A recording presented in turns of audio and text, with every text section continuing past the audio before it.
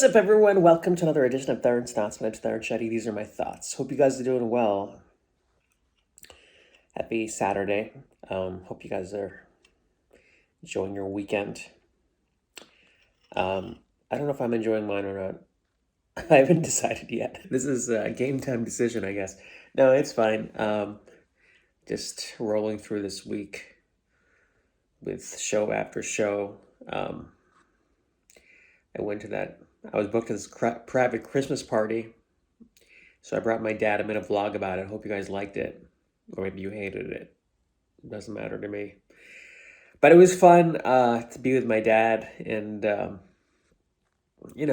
just telling my dad. Remember we were at a Starbucks before that, and he was like, "Do you get nervous?"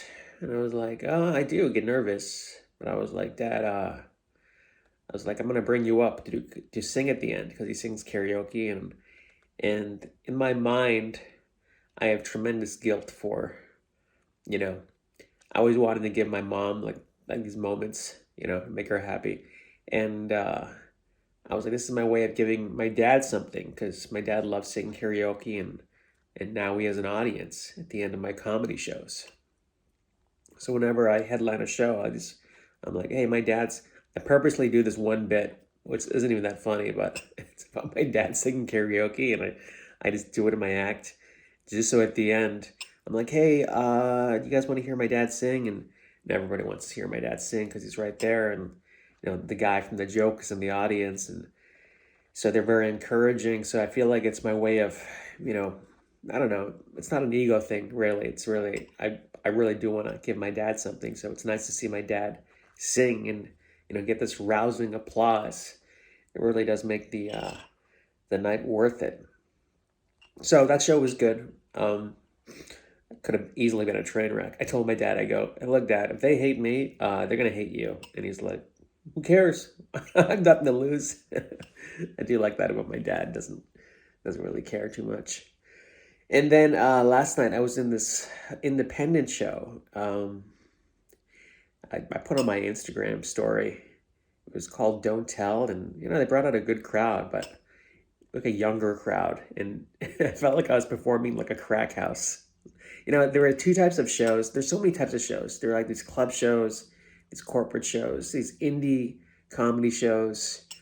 Like, I'm more of a club guy, to be honest with you, but I can do any room. I'm versatile, but I can definitely feel the difference. Like, I don't feel comfortable doing all these shows, right? You try to be like a Swiss Army knife. You want to just be able to do your act. But like, for example, that Christmas party, they were like, just be PG. You got to be PG. You can't swear.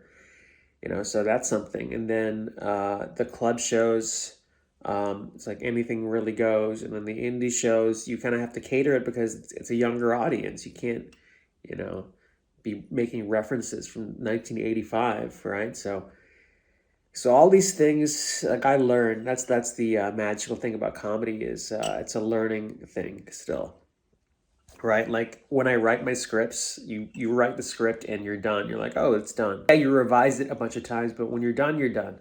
Comedy, it never stops. Like, you're always like, it's like a machine, right? And if you stop working on the machine, then the machine just gets rusted and useless. So it's kind of this never-ending this never-ending thing that's the bane of my existence, to be honest with you, because it takes so much attention. It's like a needy girlfriend or something.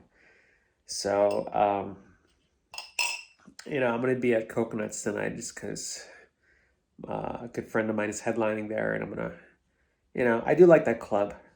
I like the people there. I like anybody who books me, but I'll be there tonight and prepping for shows.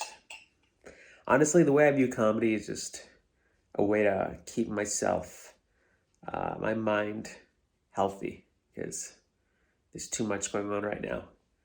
And it just kind of helps me get focused on something. Like when they say, like if you get LASIK surgery, they say focus on this laser in front of this red dot. If you've never gotten LASIK, that's what they do. I've gotten it. Like, when you do comedy, it just keeps you focused on this thing in front of you. So that way all the other shit just blows by. I hope that's a good analogy. Maybe it's not, but I haven't finished drinking my espresso yet, so my thoughts will become more lucid as they get more caffeinated.